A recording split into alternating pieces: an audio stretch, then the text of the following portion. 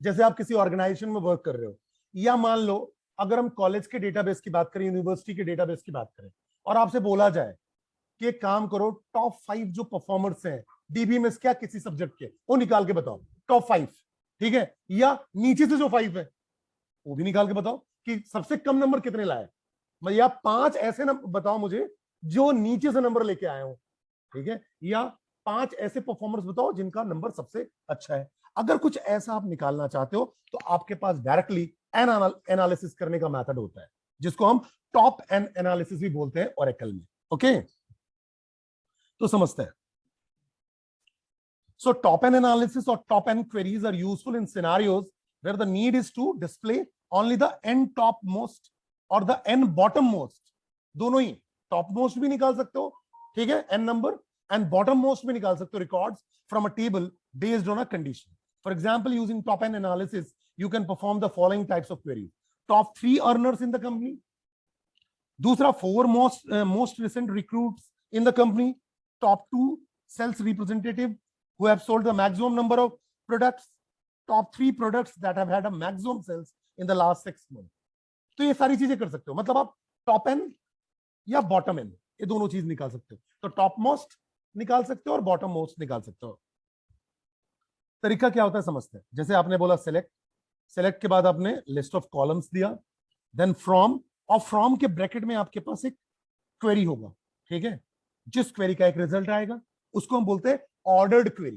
क्या बोलते हैं? Ordered query. उस ऑर्डर्ड क्वेरी का आप अलियासिंग यूज कर सकते हो, अलियासिंग यूज कर सकते हो, नेम दे सकते हो, ठीक है, जैसे टॉप 5 है, सीनियर मोस्ट है, ठीक है, परफॉर्मर नाम दे दिया आपने, तो अलियासिंग दे दिया आपने, ठीक है।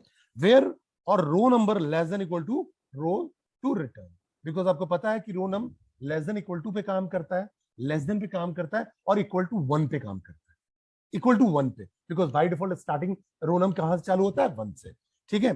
तो अब देखो अ सब क्वेरी, जो यहाँ सब क्वेरी लिखा हुआ है, जिसको हम इनलाइन व्यू भी बोलते हैं, to generate the sorted list of data.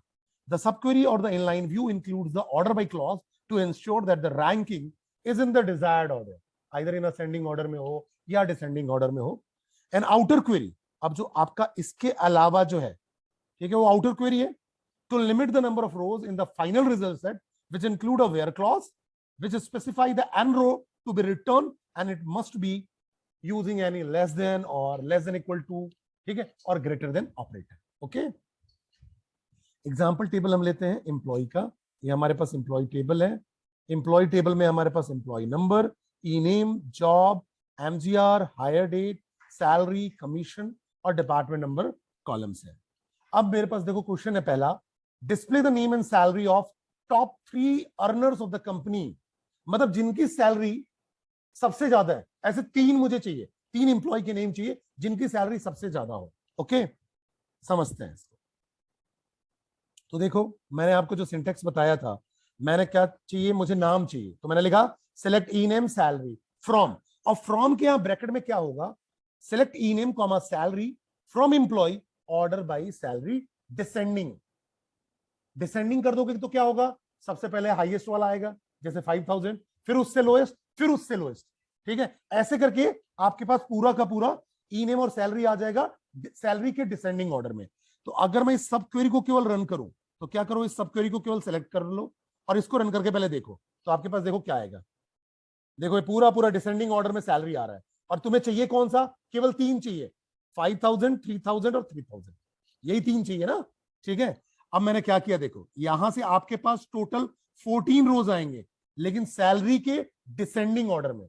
अब आपने बोला ई नेम और सैलरी निकालो फ्रॉम, और फ्रॉम में आपके पास लिस्ट आ गया ई नेम और सैलरी का, उसका आपने नाम दे दिया highest, where rownum less than equal to 3, where rownum less than equal to 3, तो क्या करेगा, 1, 2 और 3 वाले को निकाल देगा। वही तो 3 चाहिए ना आपको, टॉप 3। क्लियर हुआ? देखो क्योंकि आपने क्या किया, सैलरी को डिसेंडिंग ऑर्डर में या ई नेम को सैलरी के डिसेंडिंग ऑर्डर में अरेंज कर लिया।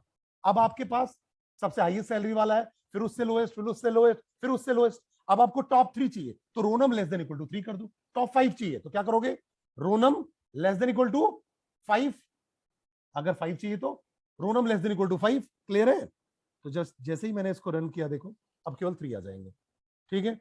अब अगर आप लेस देन इक्वल टू 5 कर दो टॉप 5 आ जाएंगे बेटा। देखो बड़ा ही सिंपल है, ठीक है। नेक्स्ट क्वेश्चन समझते हैं। डिस्प्ले ना करो कोई दिक्कत नहीं, बस जस्ट शो करने के लिए ये जो मैं निकाल रहा हूं हाईएस्ट के लिए, ठीक है। फिर मैंने बोला display the name and salary of lowest 3 earners of the company. अब लोएस्ट चाहिए तो क्या करोगे, अब क्या करोगे बताओ। ऑर्डर बाय जो सैलरी डिसेंडिंग है उसको ऑर्डर बाय सैलरी असेंडिंग कर दो, काम हो गया। या सिंपल ऑर्डर बाय सैल लिख दो, असेंडिंग ऑर्डर में ही होगा।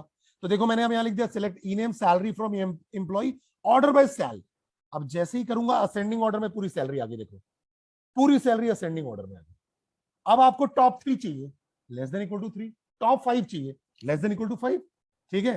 तो बस आप इस क्वेरी को रन करो, ये भी आपका काम हो गया। बड़ा ही सिंपल है और इजी भी है।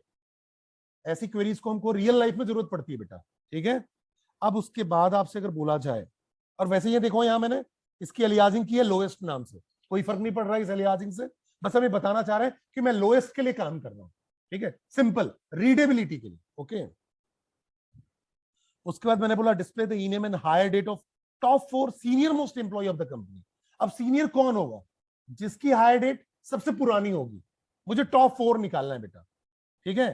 तो देखो क्या करो, आप लिखो select E name hire date from employ और ऑर्डर बाय हायर डेट।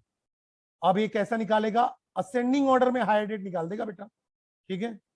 यहां देखो असेंडिंग ऑर्डर में आ गया, ये देखो, ठीक है। अब इसमें से आपको टॉप 4 चाहिए, तो इसलिए ऑर्डर बाय क्लॉज का यूज करते हैं। ऑर्डर बाय से क्या कर सकते हो, उसको असेंडिंग या डिसेंडिंग ऑर्डर में आप अरेंज कर सकते हो, ठीक है। अब असेंडिंग में करोगे तो क्या होगा, आपको मिनिमम वाले मिल जाएंगे, बट ऑब्वियस है डिसेंडिंग में करोगे तो मैक्स वाले मिल जाएंगे। सैलरी के टर्म में बात करें, अगर हायर डेट में तो देखोगे तो असेंडिंग में करोगे तो क्या मिलेगा, आपको सबसे पुराना डेट मिलेगा। क्लियर है। तो आप अपने रिक्वायरमेंट के अकॉर्डिंग इसको ऑर्डर बाय क्लॉज से क्या करते हो, आइदर इन असेंडिंग ऑर्डर और इन डिसेंडिंग ऑर्डर अरेंज कर लेते हो, और देन क्या कर देते हो, रो नंबर लगा देते हो। टॉप 4 चाहिए तो less than equal to 4, top 5 चाहिए तो लेस देन इक्वल टू 5। तो यही काम किया बेटा मैंने, where row number less than equal to 4। तो यहां से आपके पास क्या आएगा, सबसे पहले अगर आप इसको रन करोगे तो आपके पास ई नेम आएगा और हायर डेट आएगा, ठीक है। और किस ऑर्डर में आएगा, सबसे पहला किसका हायर डेट हुआ था, देन बाद में फिर लेटेस्ट, ठीक है। इसको मैंने अलियासिंग कर दी सीनियर्स के नाम से, ठीक है। फिर मैंने क्या किया, बोला select E name comma hire date इनकी बेस की वैल्यूज पे, लेकिन where row number less than equal to 4, तो केवल पहला सेकंड थर्ड और फोर्थ वाला एग्जीक्यूट होगा, केवल first second third and fourth वाला, ठीक है। तो ये काम आपका, ऐसे आप टॉप एन रोज वाले क्वेरीज को एग्जीक्यूट कर सकते हो बेटा, जहां पास आपका जो एग्जीक्यूशन है और रोनम के बेस पे है। अब देखो मैंने अलियासिंग हटा के भी रन किया तो कोई फर्क नहीं पड़ रहा है, अलियासिंग बस क्वेरी के रीडेबिलिटी के लिए है कि मैं किसके बेस पे बात कर रहा हूं, किसके बेस पे अरेंज कर रहा हूं।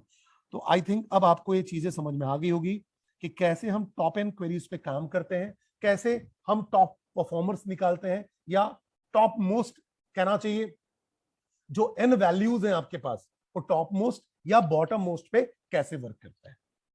Thank you.